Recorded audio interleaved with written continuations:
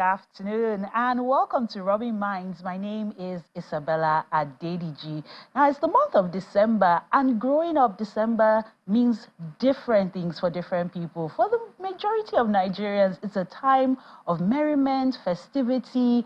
Some people use this time to go back to their villages, their hometowns.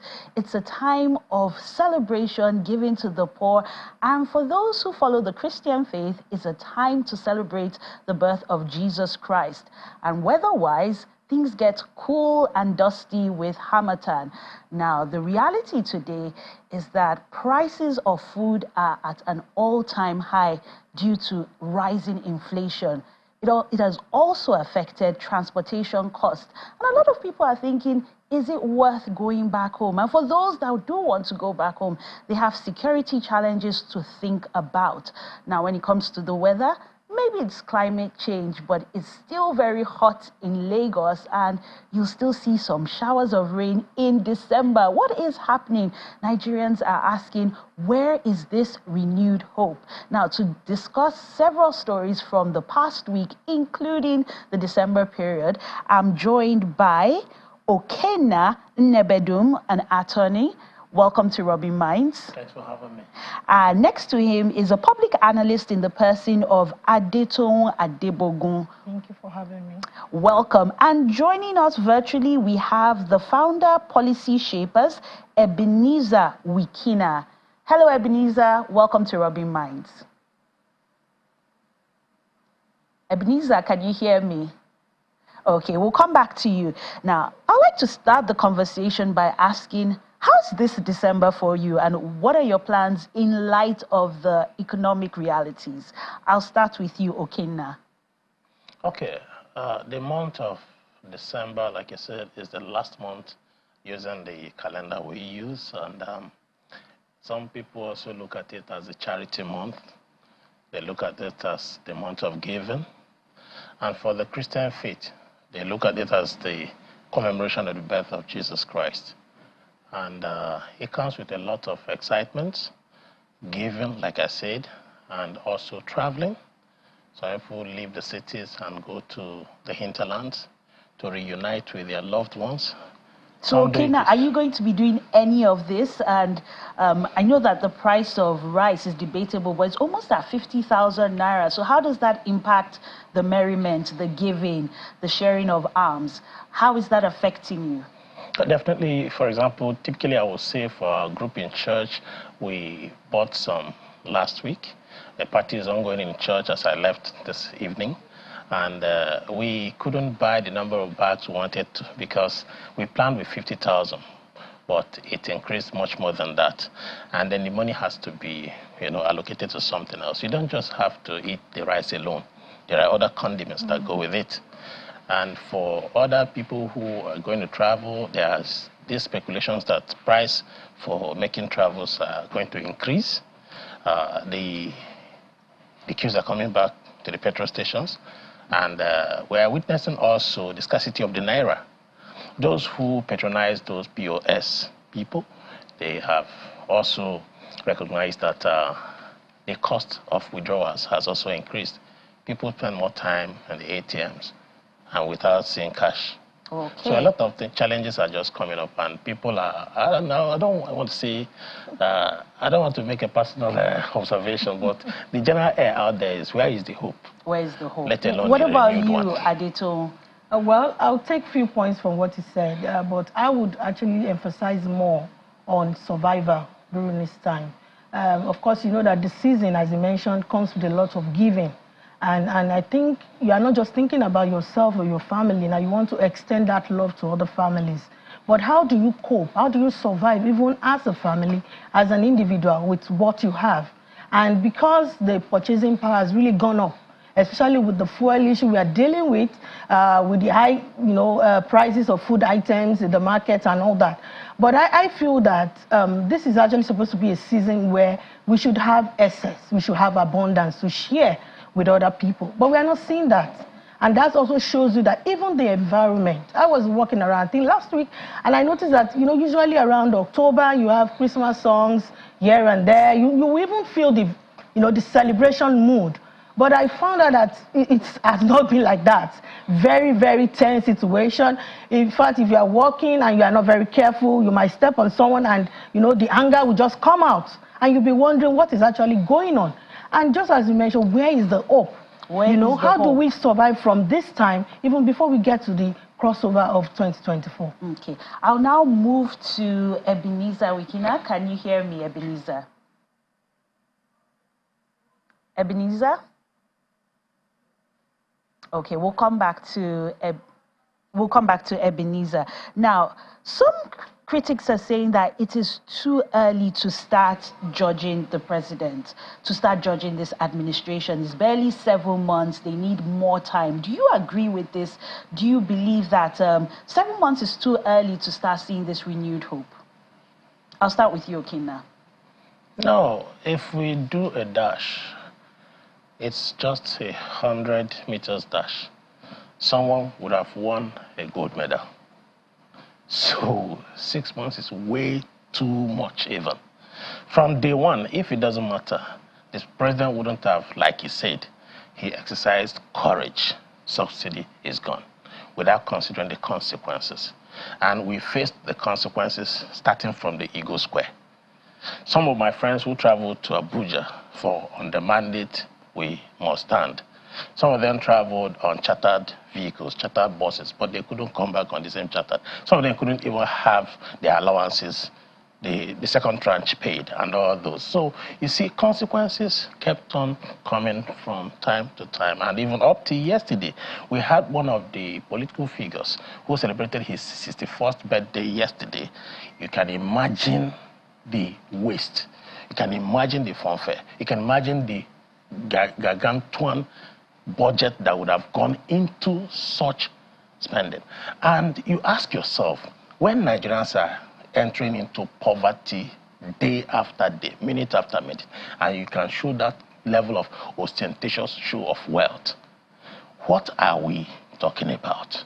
People who should ordinarily live by example cut the cost of governance, but they are now showing it brazenly to Nigerians. And as they will say, where is the breath? Where would the poor breathe? They are suffocating us with their presence. They are suffocating us with their convoy. They are suffocating. You can imagine the cost of fuel in those kind of convoy. So you're expecting that this leadership should start from the top. Example. Adetoyin, do you believe that this government has shown prudence, that this government has shown that they stand with the people and they understand some of these consequences of floating the naira, removing subsidy, and going through these tough times while we're waiting for the proverbial light at the end of the tunnel? Well, I think in terms of that, I will rate it, let's say, 40-30%. And I say that because if you look at the trend of things happening, I feel that we are sacrificing for this nation, and it includes everybody. So whether you are a representative of a particular constituency, you are a local government chairman, you are an individual or a citizen of this country, or I hope there, you have a responsibility to sacrifice or make sacrifices for this country. So it's not limited to those in those positions as individuals, as a citizen. Now, looking at the time frame for any administration, I think 100 days is even too much. But we are saying miracles do not happen just like that, even though we hope for it.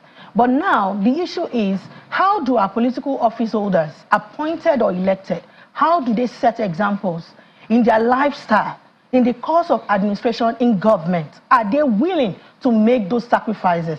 I think we had, these social media, tussle here and there, which has to do with when they mentioned that they wanted to get new cars. And people were wondering, this is the time where fuel subsidy has been removed. We're not even supposed to have that on the table in the first place. It shouldn't even come in as any part of their discussion. The focus should be, how do people survive? You have taken you have taken the baton from an administration that's not really done well.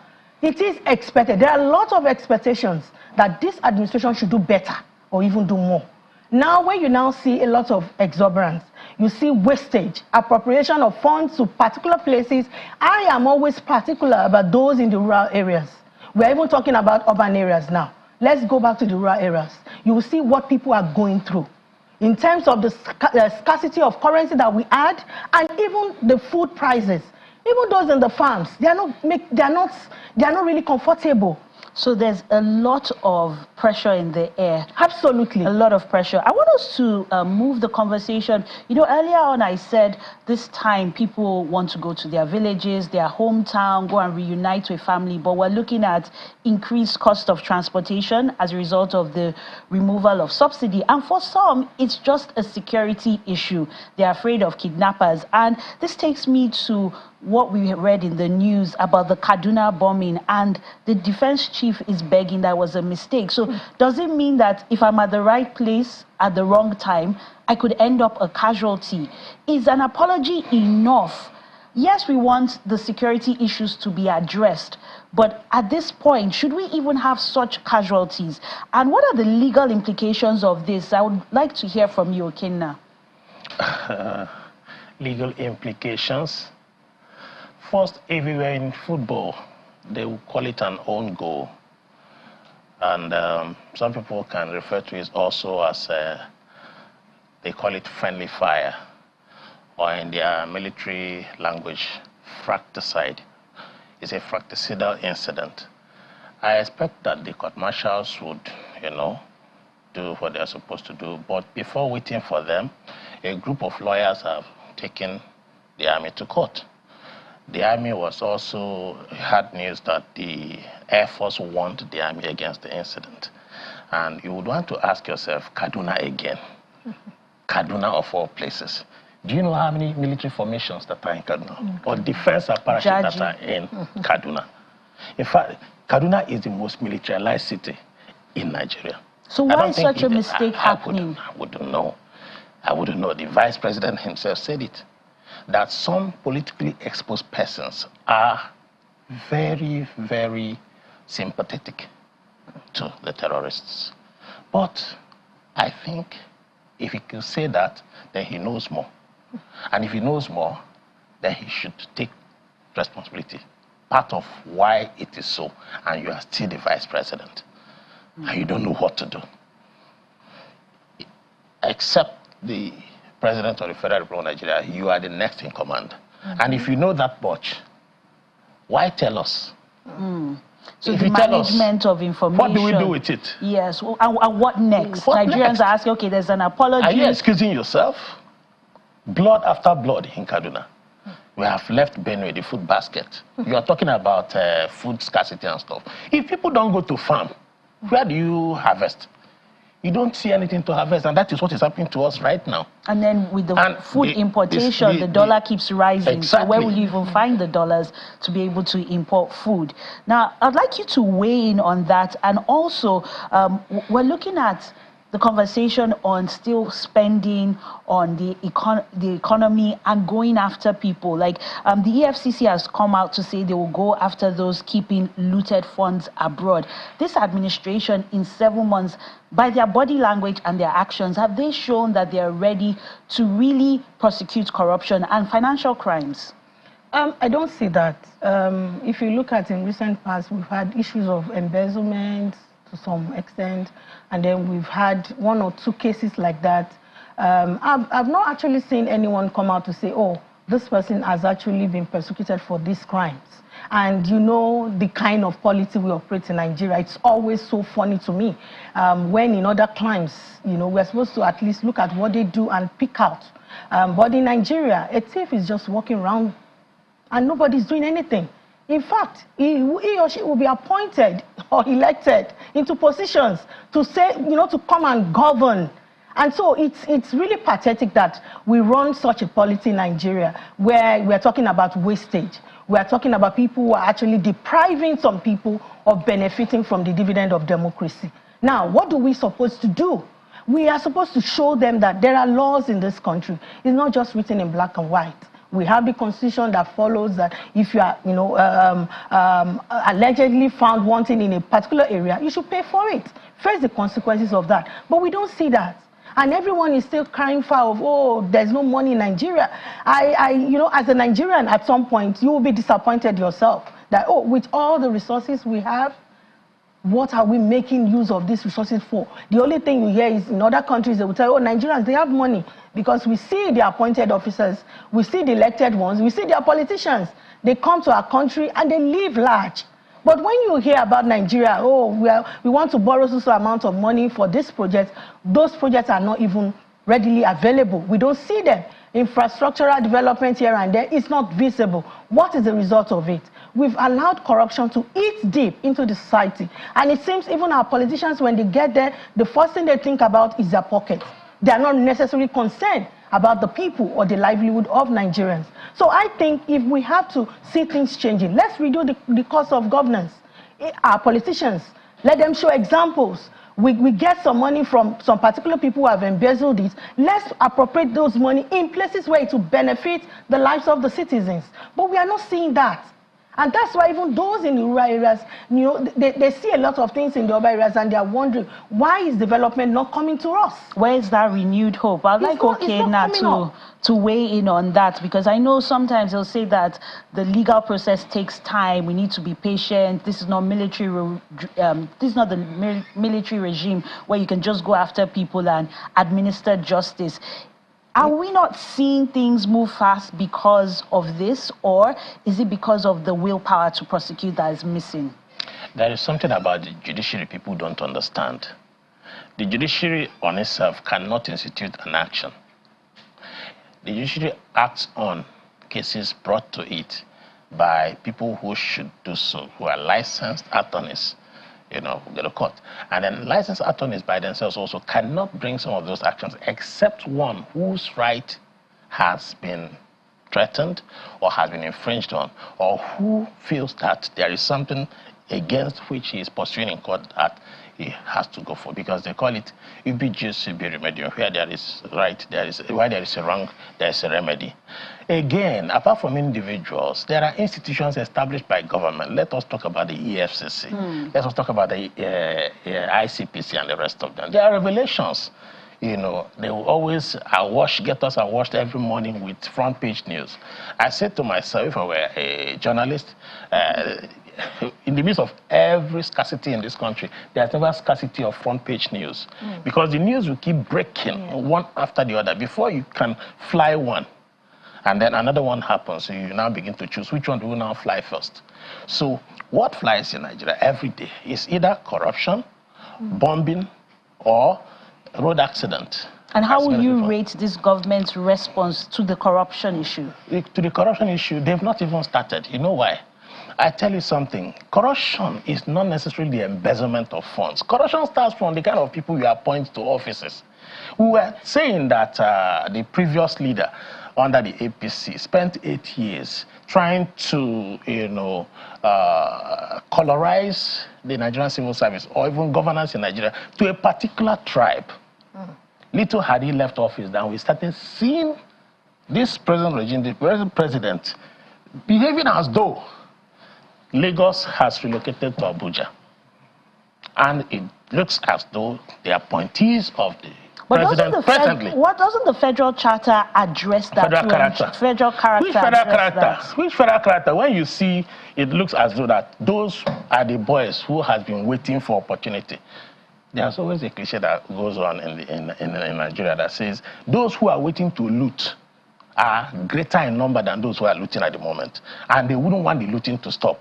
For example, if you belong to a particular position... Sorry, we'll have to bring the conversation to an end. Thank you very much, Adeton Adebogo, for your contributions. And also, in Nebedum, thank you for your contributions. I know earlier on I had mentioned that Ebenezer Wikina, the founder of Policy Shapers, will be joining us, and he will be joining us at the last segment. So please don't go anywhere. The conversation continues on Rubbin Minds. Stay with us.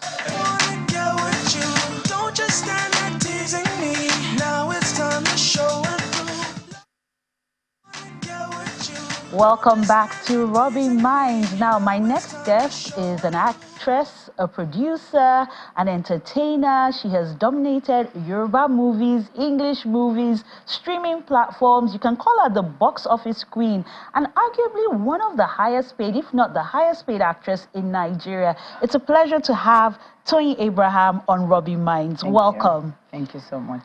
So how do you do it all? I mean, acting, producing, straddling between the English-speaking movies to the Yoruba-speaking movies. A lot of times we see that actors are not able to cross over so good and they struggle, but you have been able to do it so well.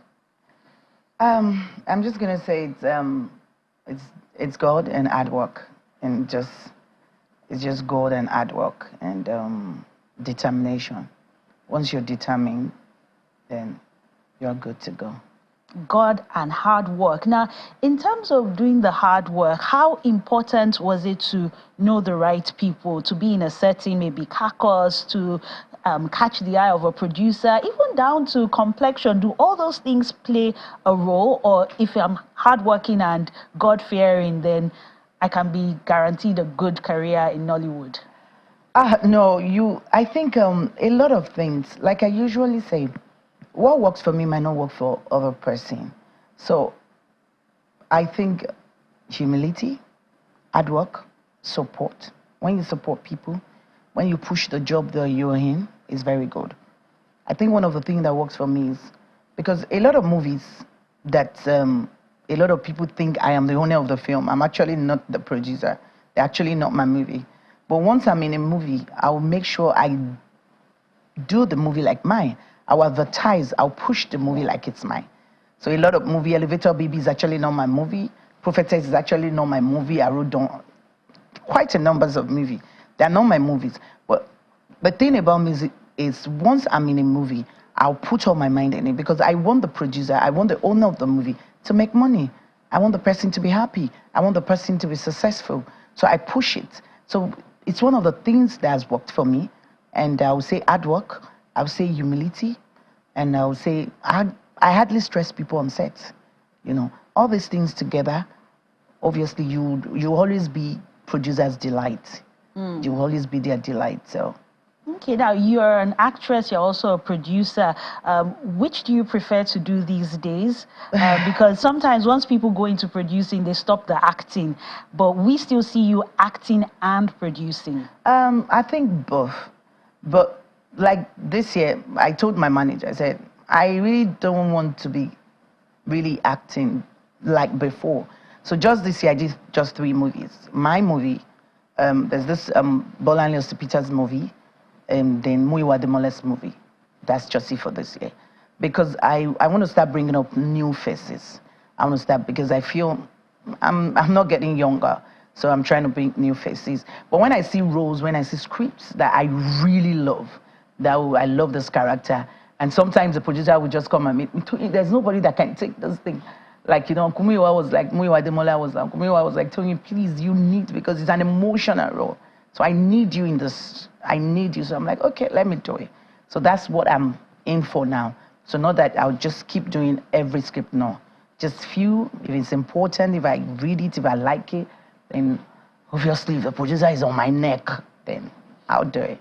What about the money? Because I know that I've read somewhere, and that's why in my introduction I was like, arguably one of Nigeria's, if not Nigeria's highest paid actress. Are producers paying as much, and are they able to pay your fees all the time? Yeah, of course. I get paid. Sometimes you can even be on percentage in the movie. They can walk up to you and tell you, okay, I'm going to give you percentage. You know, some, like Elevator Baby, it wasn't my movie, but I was pregnant, so short. I had percentage in the movie. So sometimes if the money, what they're going to pay you is much, they will tell you, okay, we're going to give you so percentage in the movie. So some can do percentage, but I don't really ask for it. That's if you tell me you want to give me percentage, it's fine. If you can't pay, if I'm fine by it, then I'll do it. So let's say yes, then if I'm going to collect cash, yes, they pay because they know your value. They know they're going to sell. I don't think I've never been in a movie that's not successful. Every of my movie has been successful. The one I acted and the one I produced. Okay. And how do you know that you are like the highest paid or one of the highest paid actresses in Nigeria? I don't know. I wouldn't say I'm the highest paid. But like you said I am one of the highest paid. That means you have seen it somewhere. And okay, yeah, we get to know. Yeah, because I'm one of the highest. My movies are always one of the highest grossing, you know, which is good. It makes you work hard, and it makes people that are coming after us to see that you can work hard and achieve whatever you want to achieve when you work hard and when you're focused. So through that, yes, of course. So we know all these things in the industry, and people tell us and let us know. Now, we know that you dominate the box office when you come out with hit after hit. You do well on streaming platforms. And in your earlier answer, you said even when it's not your movie, you push it like it's yours. So Yes. every time it seems like, oh, any movie she's in is going to sell, is going to sell. Yeah. Now, what's the secret sauce to that? It's just, like I said, I think it's just determination. It's just hard work. It's just you being focused. I'm a go-getter. I'm a go-getter. And words don't pull me down. They only pull me up. I can't do something now, you try to bully me or you bully my work. No, you're not pulling me down. You're pulling me up, because I won't go down. That's when I will even go up. So when you don't abuse my work, when you don't abuse me, when you don't bully me, you don't bully my work, I feel relaxed. And I actually sometimes don't like it. So when you do it to me, it's fine. I enjoy it because it gives me reason to want to push. So I'll tell you, it's determination. Are you determined? Are you focused? Are you hardworking? Are you ready? Are you ready? Is your mind ready? Are you willing? You know, are you ready to do this? Now, putting your work out there is always subject to film criticism. People have their opinions. People feel certain movies need to measure up to maybe Western standards in terms of production values, storytelling, the content, even down to casting. How do you deal with the negative feedback? Because this day, anybody can type anything on the internet. Like I said, it helps me. It helps me push more. It helps me work hard more. And, you know, like I said, I realized that social media is different from real life. They're two different things. And trust me, a lot of people on social media, they just want to scratch crews. They're just scratching crews. When they see you, they love you. They'll tell you they watch your movie. So when you criticize, like I usually say, if you criticize me with love, I will accept it with love. But when you downplay my job, you just say nasty things about my job, about me, it's fine. I won't say anything, but you are giving me a reason not to give up, and I will never give up. And that's just one thing about me. And how have you been able to manage the different aspects of your life being a public figure? So your marriage is out there, your family is out there, your work is out there, and people just pick and choose. They might just want to focus on your family per time, or they focus on your movie per time. So how do you manage all of that? It's not easy, but you just have to keep going. And what worked for me is that me and my husband and I, we came to an agreement. We told ourselves the truth. You know what? This is our marriage. It has to work, and it must work. So what do? Trust me, I don't even criticize anything my husband posts. So when I'm on Instagram, I see my husband as a colleague. Like, whatever he wants to post. I don't. There was a time I saw a post. My husband posted something, you know, a lady, I think they were on set, so they were together. I saw comments, some people were tagging me, he's a married man. I didn't even ask him. I'm sure you're hearing this for the first time. Because there was no point. It's working. Because I want my marriage to last. I want my home. I married an actor. I'm ready. Husband does not even look at me. Sometimes I sit, when we're filming, I sit on a male's lap and nothing. We're filming. I'm tired. I want to sit somewhere. And he will come on set. He knows me. He knows the kind of person I am. So I will just make sure that apart from my home, when I'm at home, that's my husband. I don't joke. I respect my husband. I adore my husband. Do you understand? I listen to him. When it comes to my kids, he knows that's my husband. But when we're on social media, he's my colleague. And I have to. But just sometimes, you know, sometimes when I just see his post, I would just be like, how come Irene? How come you find, you know, that's it. But, you know, I just have to differentiate it. So I don't really even, I don't try to tell him. So nothing on the blogs can get you distracted? No, sometimes you can, you never say never. But I believe, and I'm working towards it. I know nothing, absolutely nothing is going to happen to my marriage. Because we both understand. I don't tell my husband what to post. I don't tell him, I don't even correct, whatever he wants to post. My husband don't tell me what to post. We don't even tell each other what to post. He does his thing, I do my thing, When I want to produce, if I need money from him, he will support me. If he needs anything from, will support. But when we get to the house, he's the head of the family, you know, that's it. Okay. So. Now, going back to social media, I know recently I saw you with the baby bump, and already the way the blogs were talking about it, you think, oh, she's pregnant now, and then you read up and you look well, you see that this is actually a prosthetic baby bump, and then you're seeing action, you're seeing baby bump, you're seeing children, and then we find out that it's your new movie coming out. Malaika, tell us about the movie. Whew. Malaika is very dear to my heart because I actually passed through that phase. I had my son when I was 39. You know, I had my son when I was 39, and you know, I had past relationships, you know, and I tried to get pregnant, you know, but it wasn't working. It was a lot. So I had it when I was 39 years old. So, and I knew a lot of women going through that thing. And there was a time I went into abs to help women. That was when I was like, no. It got to a level I could not do it again. It was too much, and I was always emotional because I'm an emotional person. So I just feel that I need to talk about it. So, and I found out that sometimes it's not even medical, it is you. There are some things that you're not doing right. Don't let me talk much about Malaika. Malaika is coming out from 22nd of December in all cinemas, so everybody will have the opportunity, but it talks about pregnancy, fertility, stepdaughter, stepmother, family, men with low sperm count, women that have problem with their husband's family that think is about them, kidnap. It's a whole lot, but it's a family story. We have a jealous wife. Like I usually tell people, it's not all men that get angry when their husband is jealous. I have a lot of men that love it. They love when their wife is jealous. They feel that, oh yeah, it's putting me on check. She is putting me on check. Oh yes, I love it. That makes me special. So I just feel, and we don't talk about it enough. And so it's in the movie. Some men enjoy it. Some, is it right? Is it wrong? So it's a whole lot, but it's a family drama. It's PG. So everybody can watch it. Everybody. Baby. How much of your story is in there? Oh God, you caught me. No way. Oh. Are you the jealous wife?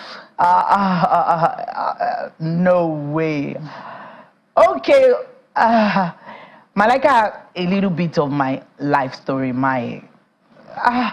Guys, just go and watch Malaika from 22nd. Please don't let me talk about it. So if you want to get to know you more, we should definitely watch Malaika. Yes, but not really. You know, when it comes to movies, there are some things we'll add, there are some things we'll remove, but a little bit about my life is actually let me say like 60% about my life is actually in Malaika. And for women who are out there watching and are thinking, well, I'm too old now to have a child, or they say that once you're after a certain age, what message do you have for them? Or they're trying to get pregnant at all costs, or maybe, like you said, they've married into a family and there's all that expectation, especially in this part. Don't worry, you will be a mother, trust me. It's not easy. It's not a situation that I wish for my enemy, because I've been there. You would do anything. Someone will tell you, oh, one more boy, come and take this. You will take it. Come and see this pastor. You will go. Come and do this. You will just be going everywhere just because you want to be a mother. It's not easy. It's a difficult situation. I've been there, so I know. I have a lot of people I speak to. It's not easy. But I just feel people should stop asking people, oh, when are you going to be a mother? I get that often too. Oh, come on. I want to have more kids too, but what will I do? It's not coming. I'm not God. There's nothing I can do. So, but when you ask me, I feel useless. And that's what happened to most of TTC moms. Stop asking them. They want to be a mother too, but it's not just working. Stop it. Stop doing that to them. Stop asking them when are they going to be a baby, when are they going to get pregnant. And I think, like you said, the movie addresses these things. Now, for someone who has remained in Nollywood from the Yoruba to the English, and your market is still selling, as we say in local parlance, what would you say has kept you grounded? Do you have role models that you look up to? Do you have a set of values that you work with? What has kept you relevant? I can't say. But I know there's something. You can say anything about me, but there are few things you can say about me. I'm hardworking, and I concentrate. I'm too focused. I'm never distracted. I'm a go-getter, and I go with the trend. I follow Then I think I've done a lot of things behind closed doors, a lot of good things behind closed doors that you don't know that are working for me. So, you know, like someone called me and said, oh, I'm seeing you with a lot of all these skit makers. You just call them, they're doing skits. Can I? I say, yes. Because you don't even know what goes on behind closed door, you know. I've been good to people, so they will be good to me. And I will always be good to people. So I think it's part of it. Then hard work. I'm not stopping. Then I follow the trend. I have young friends. The lady that played my lead role in Ijakumi, she's my friend. I have little friends, you know, I have a lot of friends. Salo is my friend, Baby of TikTok is my friend, Stella. I have a lot of little friends. Speed. And I have grown-up friends, and I have people I look up to, my godmother, you know. I talk to my parents, I talk to my mom too, my mother-in-law, you know. So it's always like that. I have different friends. So I go with the trend. I know these are my little friends. They're my friends, but they all call me mommy. They call me mommy, but they're still my friend. So I go with their trend. I go with my own trend. I go with bigger trends. So I have friends in all age brackets, and it's really working for me. So that is why I know what everybody. Accessible. I am. Okay. I am. Now, is there anything you won't do in a movie? Are there some, like you and your husband have decided that when it comes to this kind of role, we cannot do it. We can't do certain things in a movie. There's nothing. My husband can do anything, but then I can do anything. But now there are some things I can do because of my daughter. I have a grown-up daughter, and now she's in school. She handles her social media. So I wouldn't want my daughter to see some things. So there are some roles, maybe you won't expose your body? No, I can. I can expose my body if I'm talking about a different kind of things. Let me tell you about exposing your body. You can expose a body as a prostitute. I won't do that. But maybe there's something that has to do with a mother exposing her body. Maybe something happened to the child. I can do that because people are not going to see that body. They're going to see a mother's love. So it depends on the script. And if you say expose, I can expose my back, but I can't. No, of course not. I can't expose this part of me. No, I can't. But I can still show my back. Just my back. I can show my back. And it has to be something that has to do with motherhood, that has to do with Christianity, that has to do with maybe that has to do with us, that has to do with people. It has to be from human angle. So it doesn't have to be, you know, so it makes a lot of sense. So why not? Now, in the past, we know that the pirates and the producers really had a say in how well a movie does. But now that you have streaming platforms, you have subscription on TVs, you have cinema, which one works for you best? And how are you able to make the most of all these distribution platforms available? Both. My distributor company is Film One. I've been working with them for like 6 years. So those are the people I work with, and it's been cool. I think since I started working with them, it's been fine. Do you find that you make more from cinema compared to streaming platforms or going straight to TV? It depends. I can't say. It depends on what you make in cinema. What you make in cinema would depend on what, if it's not original, it depends on what the streaming platform would buy. So it's really good. I started making money like, it should be 6 years now, yes. 6 years this year, yes. Last year, I think it was like 5 years. So it's, I think, like 6 years. I started making cool money. And how important is it for practitioners in Nollywood to collaborate with their colleagues in Bollywood and Hollywood? Is that something that we should expect in your upcoming movies, that cross-country collaboration? Oh, I just did in Malaika. I brought Ann Kasime from Uganda.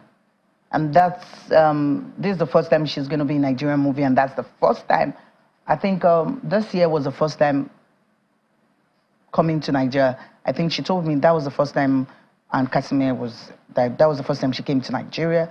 So I just did. So if I have a role, I will.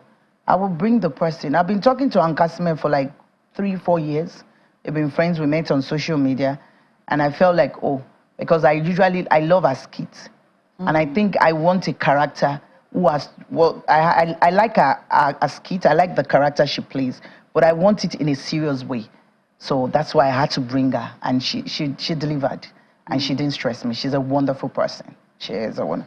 So, and we still have a lot of collaboration if the script goes with the person in maybe Bollywood or Hollywood. Definitely we'll bring them into Nigeria, definitely. So one more time again, when is Malaika coming out? Malaika is going to be out in all cinemas from 22nd of December. But I don't know if we might start selling tickets earlier because I think I've been having calls from cinema, and my distributor said something like that. But I know from 22nd of December, Malaika will be in all cinemas in Nigeria. All cinemas.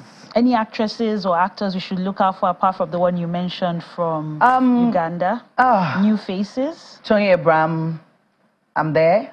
Toyin Abraham and Kasime. Yes, then one of my girl. Yeah, this is her first time on big screen. Her name is Abike Oluwapelumi, but they call her Abike Sugar. She's one of the lead role in the film. She's my girl. So a lot to look out for my when it comes out in the cinema. Thank you very much, Toyin Abraham. You're welcome. It was a pleasure having you here Thank you so on much. Rubbin Minds. Thank you. We'll go for a quick break now. Join us for our last segment on Rubbin Minds.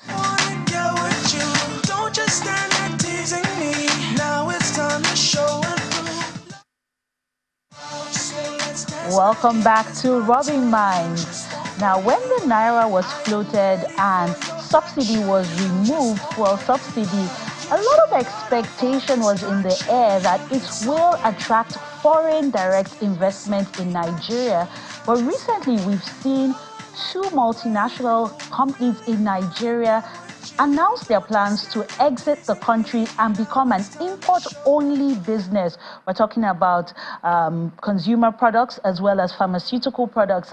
And we know that the effect of that is that prices will become very high and jobs will be lost. Is this the renewed hope that we're expecting? What is the cause of these companies departing the Nigerian market? What needs to be done to halt this so that jobs can be preserved and things can be affordable for Nigerians to purchase?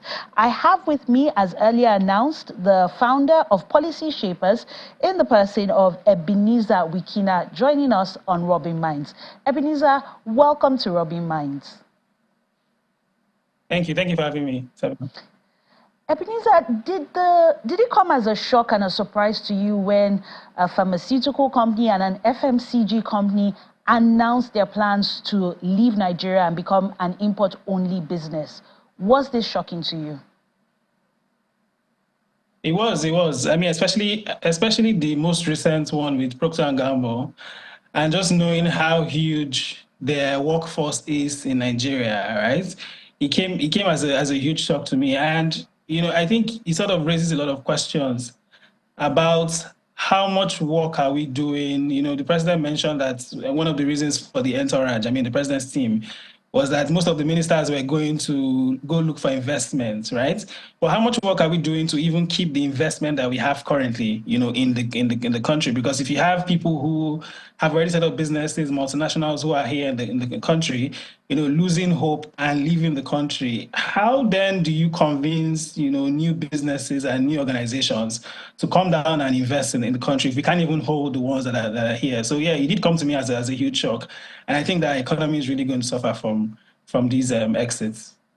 And will you put the cause of this to the floating of the Naira, perhaps the exchange rate, the inflation, the reduced purchasing power of Nigerians?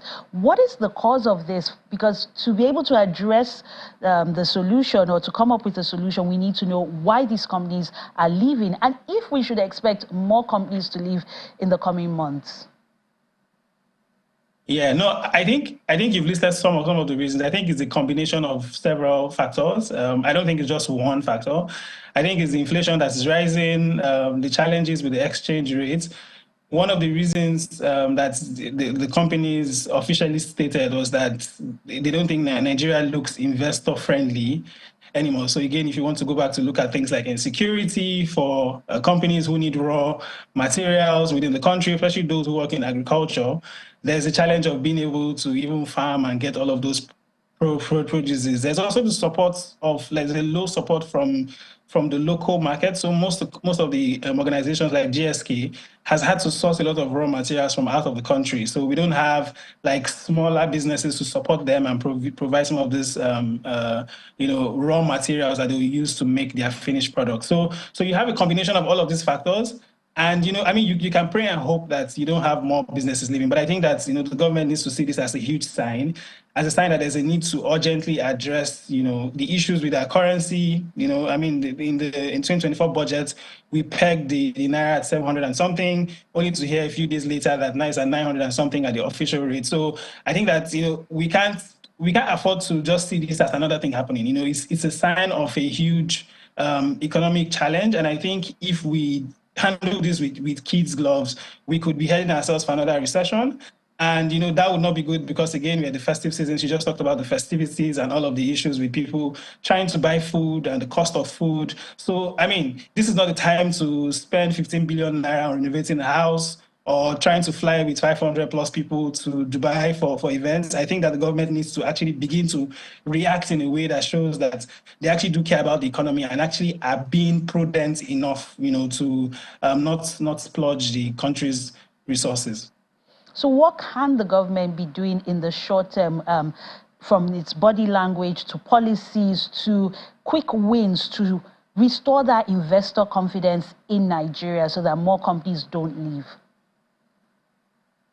Yeah, I mean, I think the most, the easiest and the low-hanging fruit, I think, would be first to not, for someone who's looking for money, right? A person who spends frivolously and is looking for money, the person who you are going to look for money from or look for investment from will see you as an unserious person, right? So the government can definitely not continue to spend the way we've been spending. The 2024 budget in many ways didn't inspire so much confidence in citizens, in society organizations. The fact that we even had to fight and advocate for a while before the details of the budget was even released, I think is even another challenge. So I think first, in our spending and the way we just the body language of the way the government is spending and the kind of things we're traveling for, I think that's the first thing. The second thing is we really cannot keep our economy to be single oil-based economy. I mean, we've said this over and over again, diversifying the economy, ensuring that we're able to get our exports higher, ensuring that we can even create services and products to be able to bring in and attract foreign exchange to our country.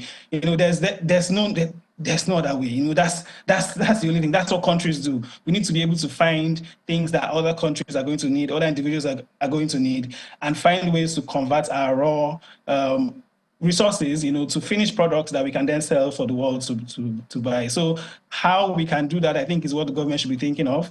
The minister in charge of mining had said a lot about there are things like lithium and there's some new resources that we can begin to explore that the world is looking at, especially from COP, right?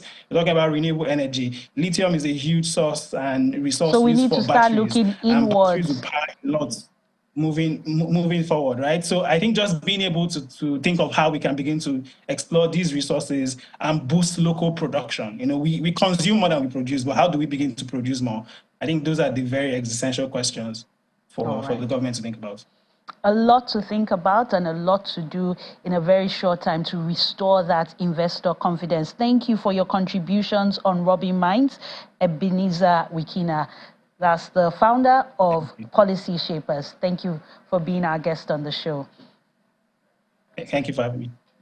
And this is where we'll wrap up this edition of Rubbin Minds. Remember, you can follow the conversation online using the hashtag Rubbin Minds. My name is Isabella Adediji. Do have a good afternoon.